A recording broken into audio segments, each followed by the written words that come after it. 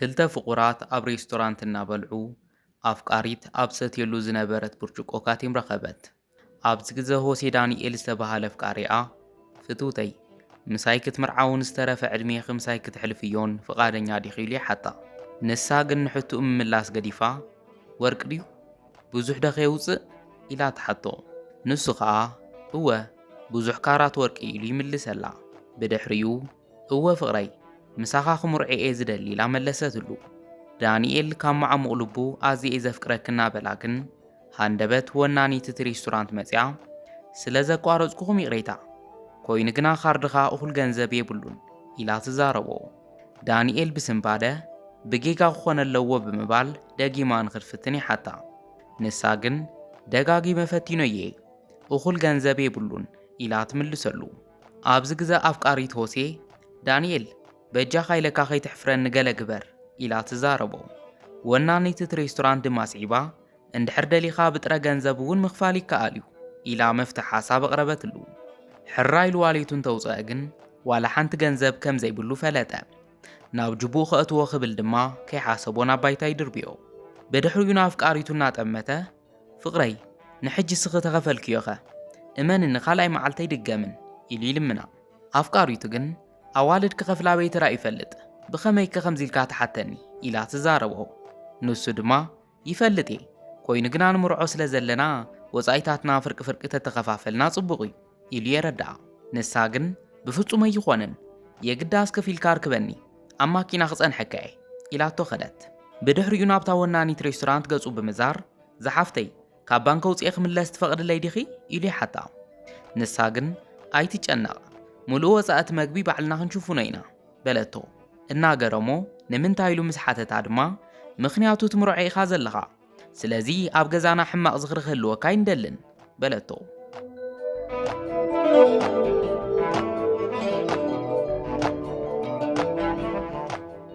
ዳንኤል ኣፍቃሪቱ እናሰዓበ ናብ ደገ ምስ ወፀ ማኪናኻ ክፈተለይ ኢላ ሓተተቶ። ንሱ ግን ብዛዕባ ውሽጢ ዘጓነፈ ነገር እናሓሰበ ዝካበድ ነገር ኣይነበረን ኢሉ ይዛረባ። ንሳ ድማ ከምዚ ዝበለ ነገር ከጋጥም ናይ መጠረሽታ ግዜ ኢለ ይሓስብ ኢላ ጓዕበዐትሉ። ካብኡ ማኪንኡ እናኸፈተ ሰራሕተኛኡ እናጎየት ብምምጻእ ይቕሬታ ዳንኤል እዚ ክነግረካ ኣዝየ ዝሓዝን ትካል ናብ ዕዳ እዩ ዘሎ በለቶ። ዳንኤል እዚ ምስ ሰምዐ ንምንታይ ኢኺ ከምዚ ትብሊ ዘለኺ ኢሉ ብኣግራሞት ሓተታ። ንሳ ድማ መሻርክትኻ እዩ ኩሉ ዝነበረ ገንዘብ ወሲዱ ንዓኻ ምስ ልቓሕ ጠንጢንካ ኸይዱ በለቶ።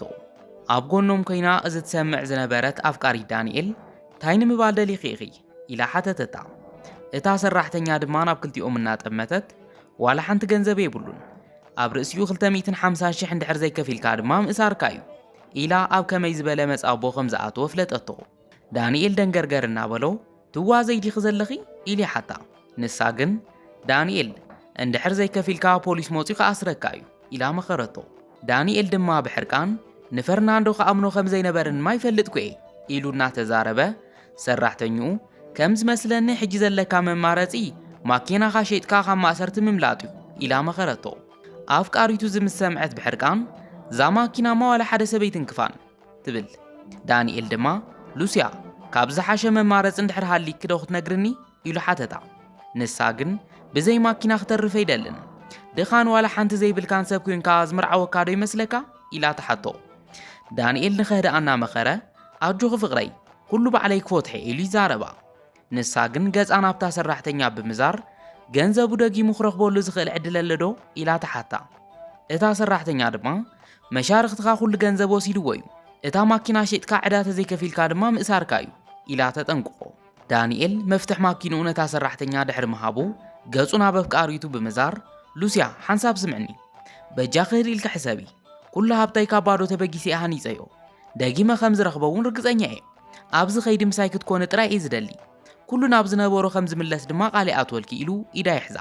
ንሳ ግን ጽቡቕ ገንዘብካ ምስ ምለስካ ኣልሸኒ ንሱ እውን እንድሕር ብኻልኦት ተዘይተቐዲምካ ኢላቶ ኸደት። ሉስያ በጃ ክገዲፍ ክነይ ትኺዲ እናበለ ይልምና።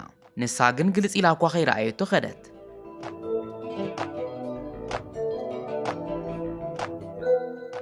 ብዙሕ ከይጸንሐ ወናኒት እቲ ሬስቶራንት ብጉያ መፅያ ይቕሬታ ዋሌትካ ረሲዕኻ ኸይድካ ኢላ ትዛረቦ።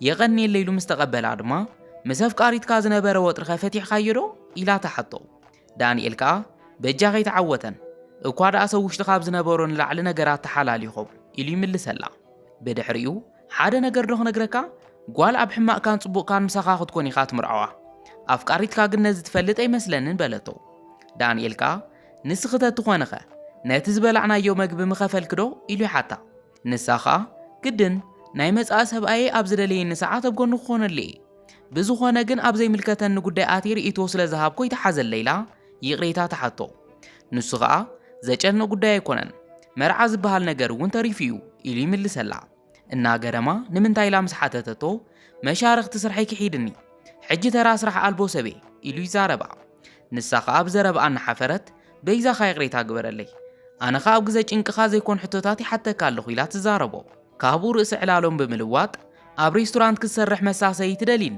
ኢሉ ይሓታ ንሳ ከዓ ብርግፅ ዝሕግዘኒ ሰብ ይደልየ ኮይኑ ግና ብዙሕ ገንዘብ ኣይከፍለካን በለቶ ዳንኤል ድማ ፀገም የብሉን ዝሓሸ ነገር እስካዕ ዝረክብ መጻንሕ እንዳይ ዝኾነኒ ኢሉ ይምልሰላ ንሳ ድማ እንድሕር ተቐቢልካ ጽቡቕ ንዓና ይበለቶ ናብ ውሽጢ ምስ ኣተዉ ኣብዚ ጽንሐኒ ኢላቶ ናብ ክሽና ኣተወት ካብኡ ናይ ስራሕ ክዳን ሂባ ርግፀኛ ዲኻ ግን ሎማዓንቲ ስራሕ ክትጅምር ከም ትኽእል ኢላ ተሓቶ ንሱ ድማ እወ ኣይኣመንክን እንዲኺ ኢሉ ንሕቶ ኣብ ሕቶ መለሰ ንሳ ከዓ ኣይኮነን ክብሎ ዝደለኹ ኣብ ክፉእ ግዜ ኢኻ ዘለኻ ኢላ ምኽንያታ ረድእቶ ንሱ ድማ ቀፂሉ ኣብ እዋን ጭንቂ ስለ ዘለኹ ኢኮ ስራሕ ዝንዓይ ዝግባእ ካብ ሓሳብ ንኸዕርፍ ኢሉ ይምልሰላ ካብኡ ዘረብኡ ብምቕጻል ይቕሬታ በዓልቲ ሓዳር ዲኺ ኢሉ ይሓታ ንሳ ከዓ ኣይኮንኩን በጃኻ ናይ ሕልመይ ወዲ ንምርካብ ኣይተዓደልኩን ኢላ ትምልሰሉ ዳንኤል ዘረብኡ ቀፂሉ ኣይተሓዝለይ እምበር ሓቂ ዝተዛረብከ ይመስለንን ምኽንያቱ ንስኺ ትመስሊ ምልክዕቲ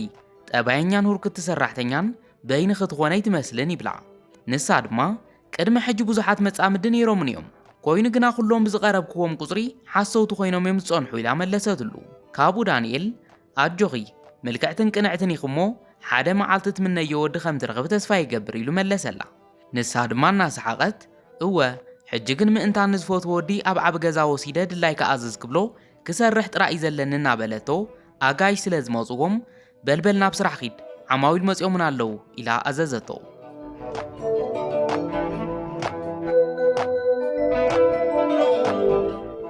ብኻልእ ገጽ ሉስያ በይና ኣብ ጎደና እናኸደት ኣቶ ሼል ዝበሃሉ ሰብኣይ ማኪንኦም ጠጠው ብምባል ሉስያ ንበይኒ ክደኣ እንታይ ትገብረለኺ ኢሎም ይሓትዋ ንሳ እውን ኣቶ ሼል ከመይ ሓዲርኩም ኣብዚ ደኣ እንታይ ትገብረለኹም ኢላ ሓተተቶም ንሶም ድማ ዋላ ሓንቲ ሓዳስ ማኪና እየ ዝፍትና ዘለኹ ኢሎም መለሱላ ሉስያ ጽብቕቲ ማኪና ኢላ ርእቶ ኣምሳበቶም ኣቶ ሼል ካብ ኣፍ ኣሕዲጎም ምስ ሆሴ ዳንኤል ከ ብሓደ ደለኹም ኢሎም ሓተትዋ ብሓደ የለናን ኢላ ምስ መለሰት ድማ ኢሂታይ ተፈጢሩ ተባኢስኩም ግዲ ኢሎም ሓተትዋ ንሳ ድማ እወ ካብ ቀደም ብዙሕ ዘመሳስል ነገር ኣይነበረናን ኢላ መለሰትሎም ንሶም ድማ ኣጆ ክበሊ ብዙሕ ኣይትጨነቒ ንዕእተው እሞ እስካዕ ገዛ ክስንየኪ ይብልዋ ሉስያና መስገነቶም ናብ ማኪና ብምእታው ሰላምታ ምስ ተለዋወጡ ብኸመይ ደኣ ነዚኣ ትመስል ማኪና ገዚእኻ ኢላ ተሓቶም ኣቶ ሼል ድማ ኣብ ቀረባ ስራሕ ጽቡቕ ነይሩ ኣነ ድማ እዚኣ ማኪና ገዚኤ ኢሎም መለሱላ ሉስያና ሰሓቐት ንዓኻ ማጥዒምካ እዩ ዘሎ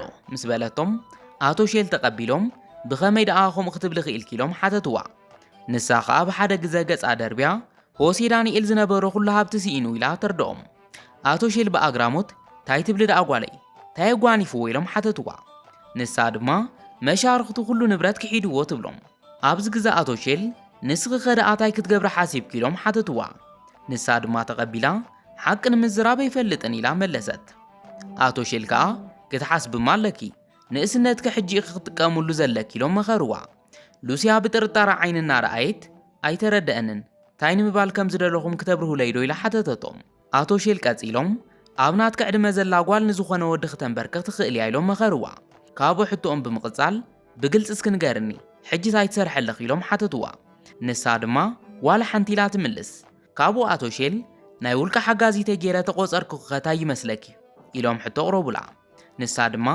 ብርግጽ ቅድሚ ሕጂ ሰሪሕ ይፈልጥን ኢላ ስኽፍትኣ ትገልጸሎም ኣቶ ሼል ድማ ንሱ ፀገም የብሉን ቀልጢፍክ ከም ትመሃር ይፈልጥ እየ ካብኡ ከዓ ኣብ ኩሉ ዝኸዶ ምሳይ ስለ ትኸዲ በዓለ የለኹ ይብልዋ ሉስያ ብተመስጦን ሓሰበት በልባ ኢሎም ኣእጋራ ክተናኽፍዋ ይጅምሩ ንሳ ድማ ክምስና በለት ኩሉ ነገር ሕውስውስ ኢልኒ እዩ ዘሎ ታይ ከም ዝብለ ይፈልጥን ትብሎም ካብኡ ኣቶ ሼል መስተና ሰተና ብዛዕባ ስራሕ ክንመሃያ ክንተዕለልና ኸታይ ይመስለኪ ኢሎም ይሓትዋ ሉሲያ ድማ ናብኦም ብምቕራብ እቲ መሃያ ጽቡቕ ድዩ ኢላ ተሓቶም ንሶም ከዓ እቲ መሃያ ጽቡቕ እዩ ትቕበል ዲኺ ኢሎም ይሓትዋ ሉሲያ ድማ ሕራይ ንኺድ እሞ ጸቢቕና ክነዕልለሉ ኢና ኢላ ትዛረቦም